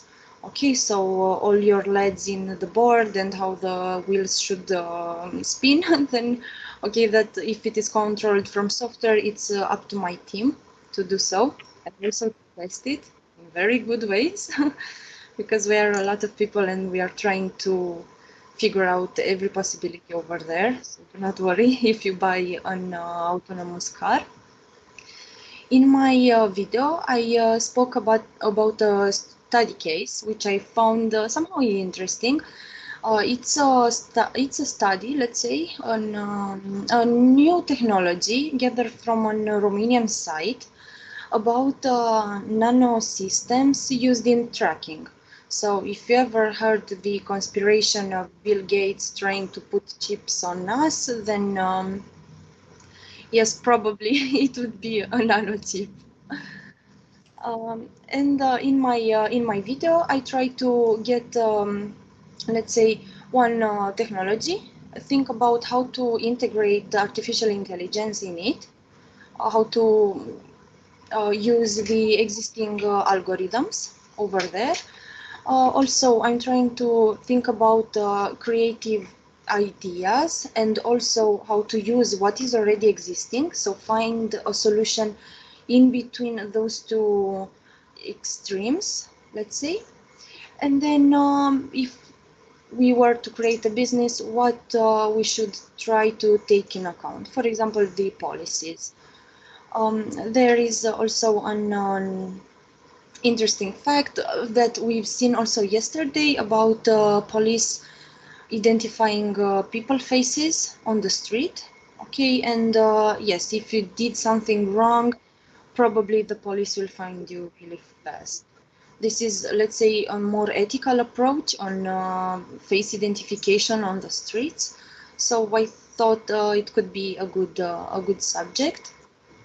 Uh, Also, I wanted to show you some interesting idea from a course which I'm currently attending. One moment. Okay. This one is from Bosch. If you ever know about this company, is one of the biggest company in development of autonomous driving and many other technologies. It's been around since 100 and something, let's say. And they make an parallel between how artificial intelligence works and how human brain works in, let's say, how to get a result, a correct affirmation, for example. You see that both on humans and machines, the objective is to make good predictions, okay, to say what is going to happen. It is empirical, okay, so driven by real observation, we get experience, so somehow we can predict what is going to happen based on our experience. Okay, and we can see that in people, we usually formulate an affirmation and we iterate until we validate our hypothesis. Okay, so for example, we say, oh, my plants need to be watered, let's say, okay, and we need to validate that, and we go through this affirmation until it is true, and then when it's true, we do it. Okay, this is a human approach. The computers are doing it automatically in a hypothesis space, okay, which is defined by humans over a few years. Okay, so it's not from one day to another. Okay, you need to do this 1 hour and that is it. It's a team, it's a consortium. They try to build the best. Okay, the next step, we have these loss functions. Okay, in case something goes wrong, we drop it, and okay. This was I thought it is interesting to see. Don't worry, this one is public. Another thing which I wanted you to show, let me see. Oh, in here. Okay, if we think about deep learning, okay, so if you get a car which has cameras on it, you somehow need to know what is going on, if you're interested, on how it will know if it's hitting another car or a human or an animal or it's nothing on the road. You see, they get a picture, the computer gets a picture, okay, and over there inside the computer's brain, these are the images which are present. Okay, they are based on some futures. Okay, you see that when you see this woman in here, you understand that her t-shirt is tapping in here because it's a difference, okay, between her and the background. Okay, you see that yes, she has hair, she has 2 arms, and it's exactly the same in the computer brain, let's say. Okay, they say, yes, I see, for example, yes, I see hands. This one means hands. Yes, I see on 2 eyes next to each other. Okay, for example, then I see this pixel with this color. Okay, it's a human, it's not, let's say, a tree. Okay, has 2 eyes. And then the output will be, this is really important, will be on a result with a probability assigned. Okay, and if the computer is not 100% sure that that's is it, then it is not released into the production. Okay, it needs accuracy 100% on multiple tests. Also, we can see through iterations that for example, adding 10 iterations more or 100 will get better results on tests, on general tests. So yes, this is my presentation. This is how I usually think about AI in terms of, let's say, business approach, how to try to get an idea and fit into the market somehow, and also how to understand what it is existing, at least into the gadgets that we are using. Okay, so if I'm using Face ID on my iPhone, somehow I need to know what it is doing. I mean, it's not a small, let's say, pigeon telling me, yes, this is Karina. And also, I do not really trust this Face ID. I was thinking I do have many important information, and there was some kind of data that there is up to 7 persons in this world which look almost the same as me. So if there is an error regarding my eyes or my nose, then that could be strange. Also interesting the fact that I tried to show my phone a picture of me. Okay, it didn't work. Didn't work. So yes, that's good. I don't know if you do have questions regarding. I usually study more into the technical part of artificial intelligence, because this is the school, and this is the job which I do have. So yes, if you do have questions. It is very interesting everything that happens behind the scene, like behind all the apps and everything that's created. As you mentioned a couple of days ago, it's all like the brain that connects every synapses with each other, and then they connect, and once they connect they create something, and some you can see something or you can touch something, and or something happens. It's very interesting. I'm very fascinated how there are so many people working behind a software or behind a machine, any kind of machine. It's amazing. Yes, this is also my let's say interest. The fact that there are a lot of people working on the same page.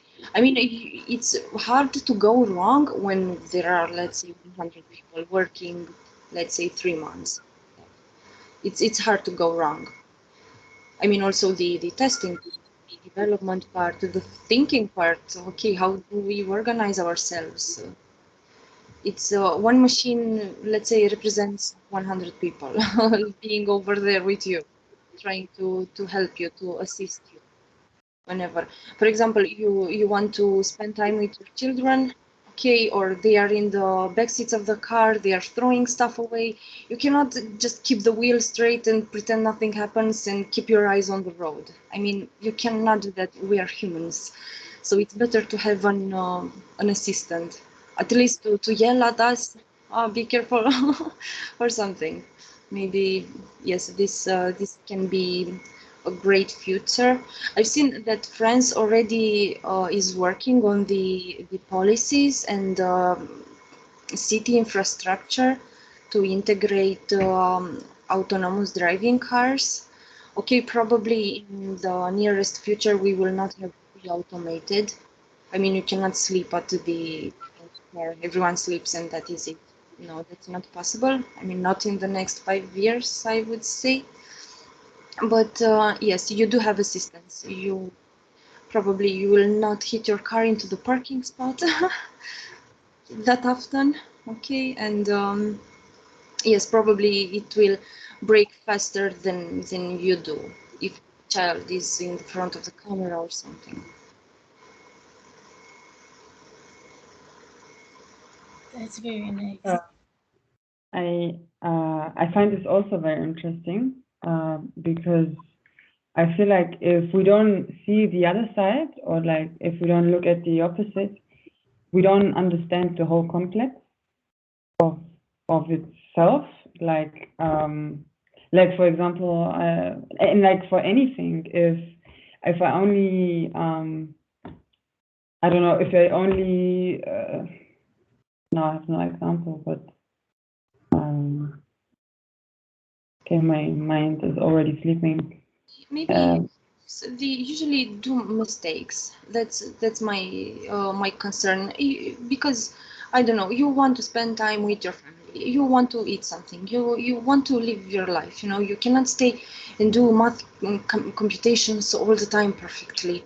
So this is the I think this is the aim of the artificial intelligence, to make us time to do what we are really supposed to do.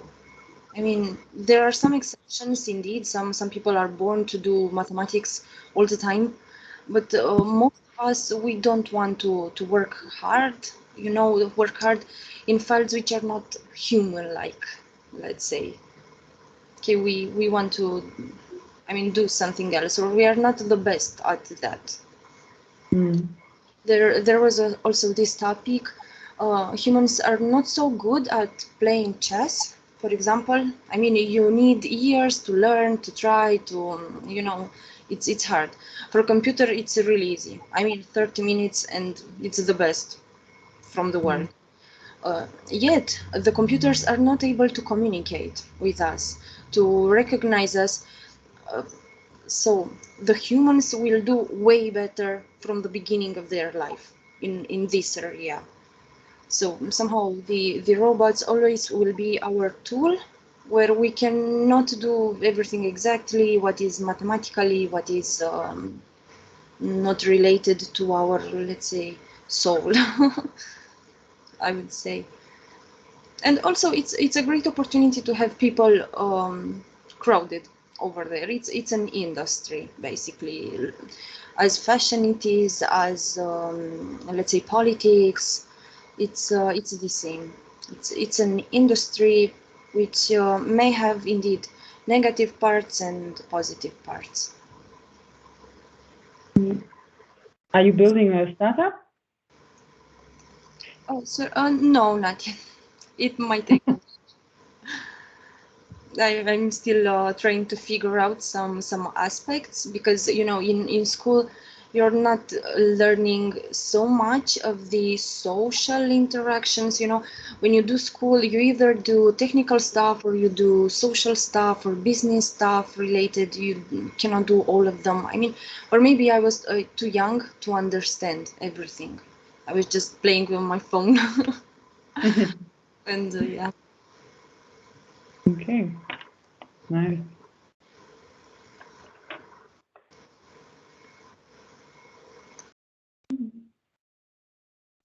Yeah, so I would advise to try to use artificial intelligence as your a tool whenever you need help on something. Just try to ask the computer to do it for you. It makes no sense to try to type in 3-4 hours some document when you can just photograph it and then extract the text and then go have drinks with your friends. I mean, it's better, right? This is beautiful. This last point which he is making, and because we are, all of us are students here, and sometimes we don't know about these technologies. In depth, this is not the time where you really have to, speech to text is there in the Microsoft Words. Just go on YouTube, find out how you can type without this technique which he just mentioned in the end. Take the picture, put it in, it's going to translate it to the, and many people don't know these things, and it is just that they have not searched about them, or how to make your work productive. It really give you the time, a little bit of time, where you can do other things which you are more passionate about, maybe, than doing simple tasks which can be done by using various technologies. Even learning these tools, like the other day, I think Alexandra was mentioning that she's doing something on Microsoft project and so on. It was very nice. Like even these tools like Word, Microsoft Word, do we really know what Microsoft Word is capable of? What Microsoft Excel is capable of? Do we know inside out? Are we expert of these kind of tools? Maybe not, because there are so many things which these simple packages can do for us. This is a very interesting point there. So I think Alexandra is left, or she already did Yeah. her thing. I can so talk about something else. Karina, I saw that she mentioned about machine learning. I can talk a little bit of machine learning. Please go ahead. Why not? All right, so I don't have a presentation. That's fine. That was not required. But the machine learning is part of artificial, is seen as part of artificial, but it's the study of computer. So there is a classification. So we're able to identify objects by a category based on observation in a data set. So if you had data that's included specific attributes of cats and dogs, for example, but not pictures, but attributes like a type of hair, leg length, eye type, or any specifics, we can train the model through machine learning to understand which of those is a cat and which is a dog. And it also can introduce a new cat and dog data set, and the model would be able to classify these unknown objects into the cats or dogs based on how it's been trained. And the training provides intelligence based on reasoning from previous data instead of making assumptions and predictions. Also, predictions can help us make better decisions, while a prediction is made on new observations based on training across existing data. So we might want to understand how an increase in advertising dollars might impact potential sales, but we could train on attributes like previous spend, time of the year, and total sales to discover what type of impact an increase in the same time we might have.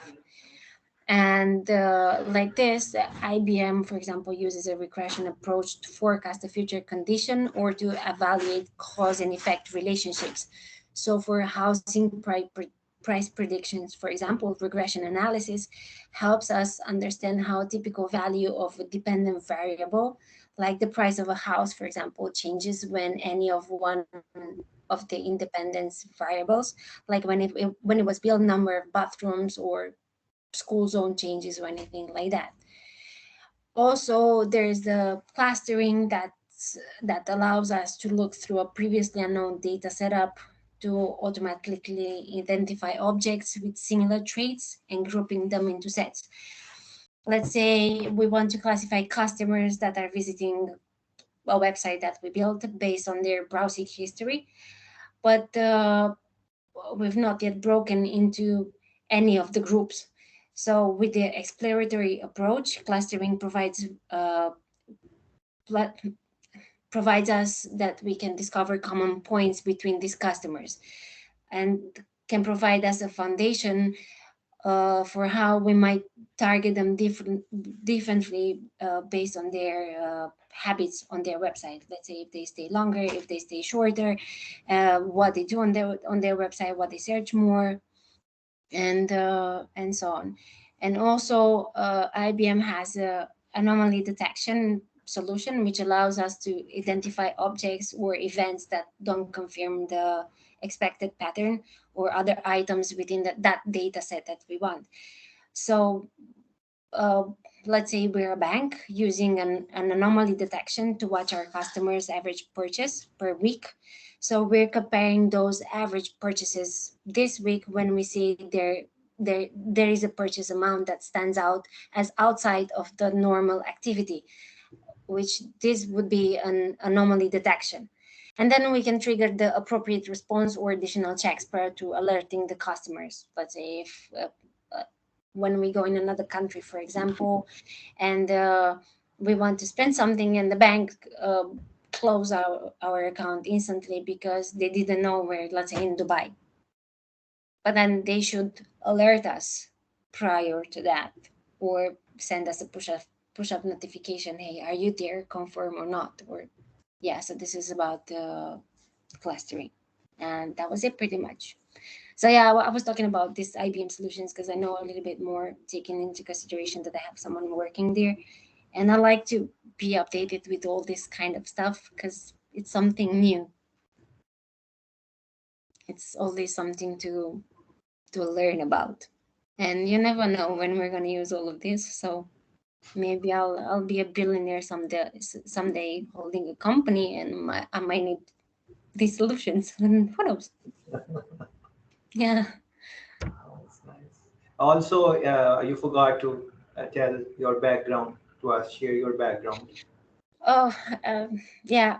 I studied forensics, but then I decided that it's time for me for a change. So I flew all the way from the UK to Dubai.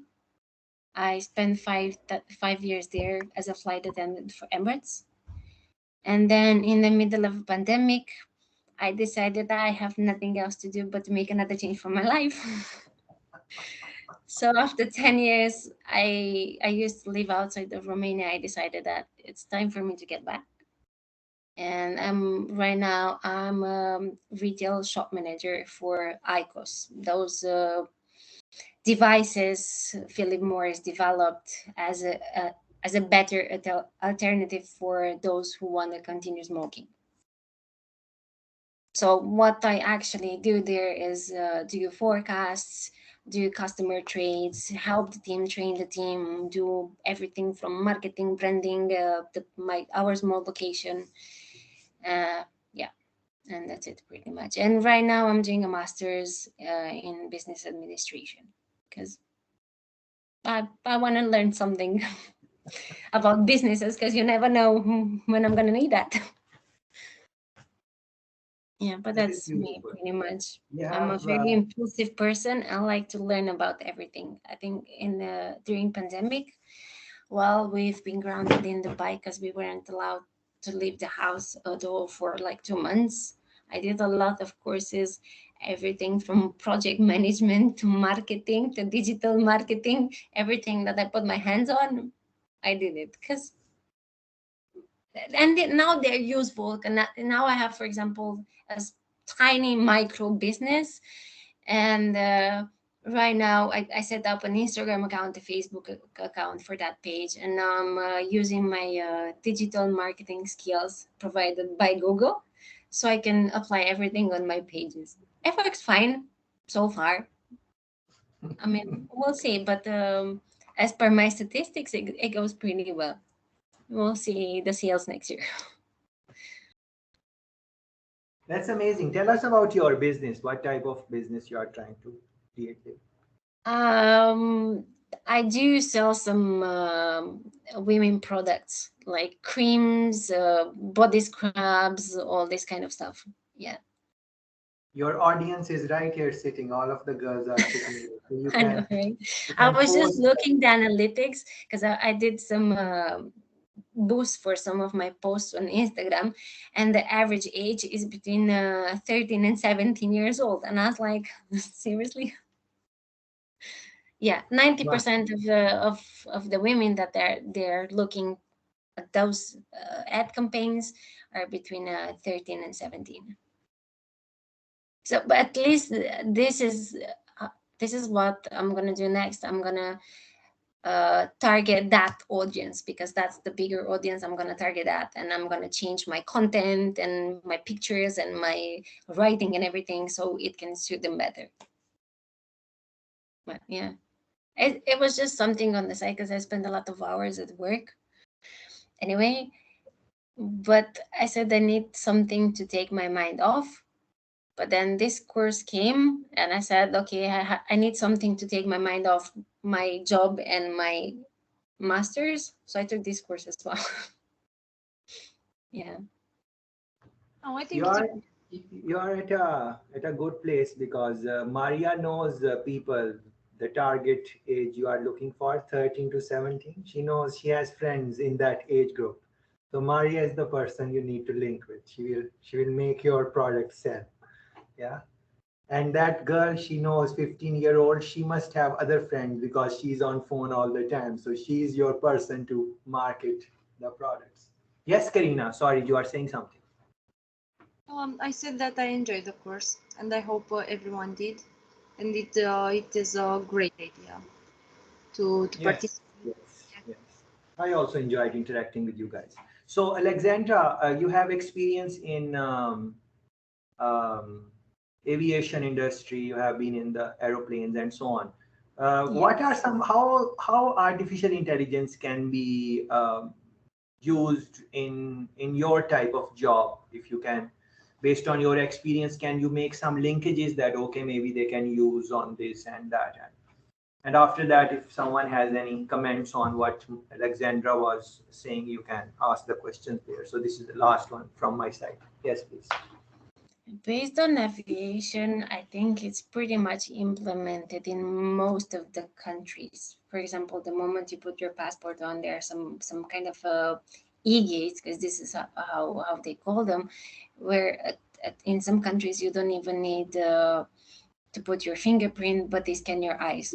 So the moment they scan your eyes in your passport, they have your eyes, they have your fingerprints, they have all your data, possible and impossible, as well as in your passport. Even though they don't stamp your passport, for example, you go in Lebanon, but then next week you want to go in Israel, guess what? You won't be able to, because even though they didn't stamp it, they see it because they scan it somehow, and there is a stamp inside your passport that, yeah, it's very interesting. But it's pretty much all AI in the airports, from boarding, from the moment the customers they arrive in the airport to all the way to the moment they leave. Uh, It's, yeah, I don't know what they could implement even in the airplane. For example, everything is AI, especially in the flight deck. I mean, the amount of buttons you see there, and they use a very limited ones. I mean, the moment I stepped for the first time in a flight deck, I was like, seriously, how can you remember all these buttons? It's a panel like 2 meters per 1.5 meters. And they say they don't use almost anything from there, because everything is programmed. Even the moment they park at the gate, for example, they don't do it. It's not them steering the wheel or whatever that thing is called. It's the machine. It's programmed, because they have all those marks on the floor, which the airplane follows. So yeah, it's very good. And now they are all these big companies, they work towards airplanes without pilots or just one single pilot, which as per regulations right now depends of the length of the flight. They require at least two pilots. If it's more than, I think it's more than 6 or 7 hours flight, they requires two sets of pilots. So they work towards it, which uh, it's pretty much similar with the fully autonomous cars. It applies to airplanes as well. For now, it's not safe, but who knows? Maybe in the future, you never know. But I can't think of any other artificial intelligence, because pretty much everything's programmed there. Like literally everything. They count people the moment they enter the airport, see who's in, who's out. There is a group of intelligence surveillance behind all this, because there are so many things happening in the airports you cannot even imagine. People sticking things up their holes just to take something from one country to another. Yeah. Thanks for sharing that insight with us, Alexandra, and everyone, of course. Yes, please. I'd like to add something to Alexandra's speech of the passport. So, Disneyland uses artificial intelligence, I mean, used before COVID-19, but now with COVID they can do that. They actually read your fingerprints to enter, and you couldn't really use the the ticket, because they wanted to make sure you don't give it to anyone else. So when you entered, you had to put your finger and they read it. So it's you. Yeah, it applies for lots of events nowadays, all these things. For example, for this Expo 2020 in Dubai, they scan your face. Yeah. The moment they pointed a phone into my face, I was like, what are you doing? And they were like, oh, we're scanning your face, ma'am, so no one else can use your ticket. I was like, thank you so much. But they literally stick that device in front of my face like 10, 15 centimeters. So yeah, it all rolls over fingerprints pretty much all over the world. Even at the university where I used to study in the UK, in some of the buildings now they introduce for attendance the fingerprint. So the moment you step into the class, you have to put your fingerprint and everything's done. So you cannot forge the signature. it's. But I don't get. Oh, sorry. Sorry. I was having a question. This approach with face scanning and fingerprint. We cannot hear you, Karina. Please fix your mic. Come closer to the mic, maybe. I was using the same. You can hear me? Yes, but it is Yeah. very low for me. It is. We can hear you, but very low. Yes, go ahead. No, okay. I was wondering Good. if this face scanning and fingerprints are used mostly outside of the Europe. From my experience, yes. No. Inside the Europe, it's just mainly in the airports. I didn't encounter anywhere else where they put a device in my face so they can scan it. But in usually in Asia, if we're talking about Indonesia, Malaysia, China, all these countries, they even mostly Japan, they do use fingerprints and face scanning. I think it's because of the regulations. In Europe, I think you mentioned someone else. We have pretty strict rules about regulations, what's allowed, what's not allowed. It's about all the privacy, the WhatsApp encryption, that you cannot decrypt it just because you want it. Everything is hidden inside the box. So yeah, hopefully it won't apply soon to Europe with this face scanning, but we shall see. If it's for our good, it's okay.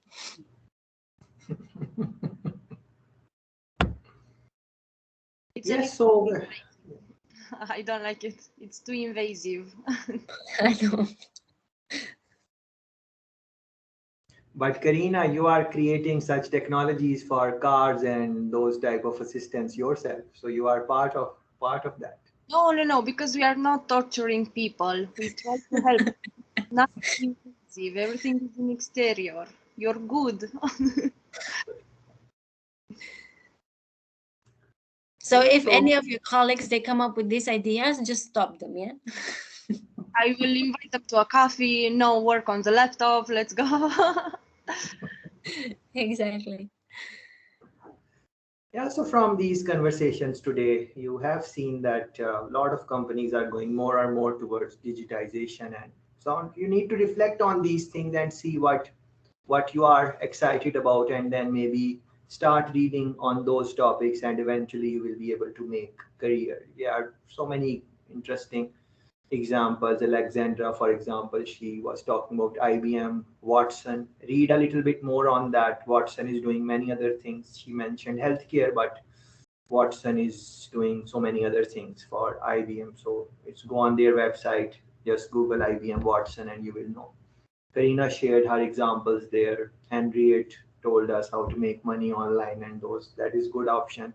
Not just that honey gain, honey bee something honey. She was talking about other type of these type of apps. Run searches on them. Try to see what because the shape of career is going to change. Shape of career is going to 9 to 5 job. Yes, in many fields maybe that is required, but so many other ways to earn a living nowadays. So you want, if you are someone you want to have flexibility in your work life balance or something like that, you should start exploring those things and see how they goes. Iona gave us a very wonderful movie to watch over the weekend, Machina, Ex Machina. That is good one. Maria told us about many things. The highlight for me was the young girl there, 5 year old. That was my highlight. You can see what is your highlight. Awareness, as Alexandra was talking in the earlier conversation.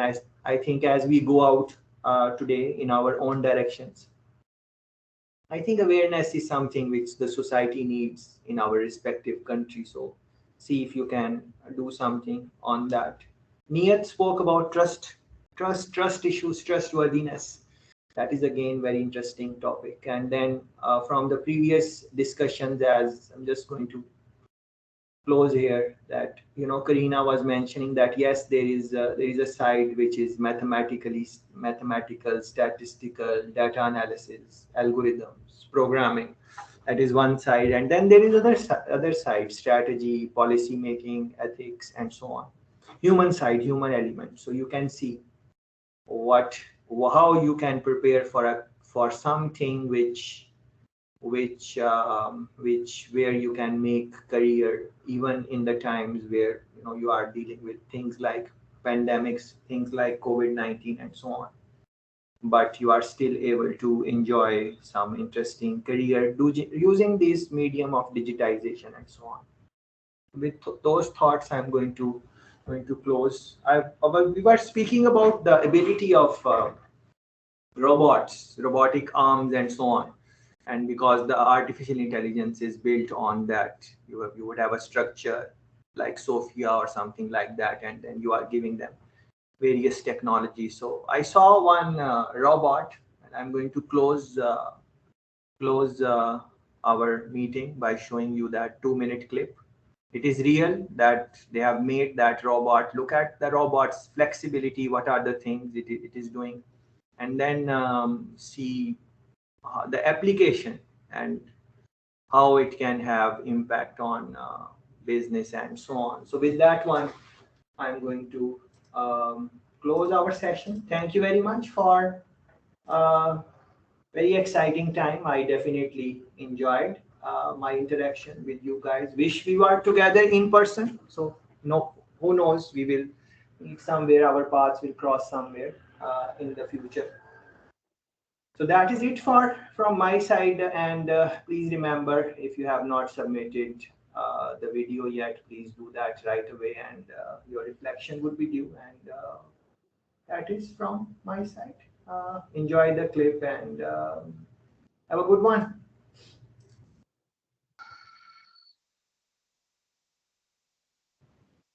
Actually, these robots, as you guys are here, these robots, you have seen them. We have shown them during the week. Like the yellow one, you saw that one going in the plant and fixing various things. And then this big one, you have seen it, that Amazon is using that one. So all you need to do is, you put skin on these robots, and then put in some softwares where they can speak different languages, understand different languages. And in one video, if you remember, there was a bot which was in the warehouse, where the camera was attached to the bot, and it could see what, if you want a nail or whatever product you want, you could show it to the bot, and from the screen it would see what you want and then take you to that aisle, wherever that thing is placed. So the applications are huge, and that is the type of future we are going into. No one knows again in how much time, but in 20 years, 30 years, it will definitely be a different type of world we would be. So with this, I'm going to close. Thank you very much. Some of you are kind of sleepy now, so please enjoy rest of the night and sleep well. Thank you very much. Appreciate Thank you it. so much, Tashfin. Thank you so much, guys. Thank you. It Thank was a you. pleasure. Have a nice Thank day. you. Bye. Happy holidays. Bye bye. Happy holidays. Merry Happy Christmas. holidays. Yeah. Christmas is here. Doesn't feel like, but it's here. Okay, bye. Bye.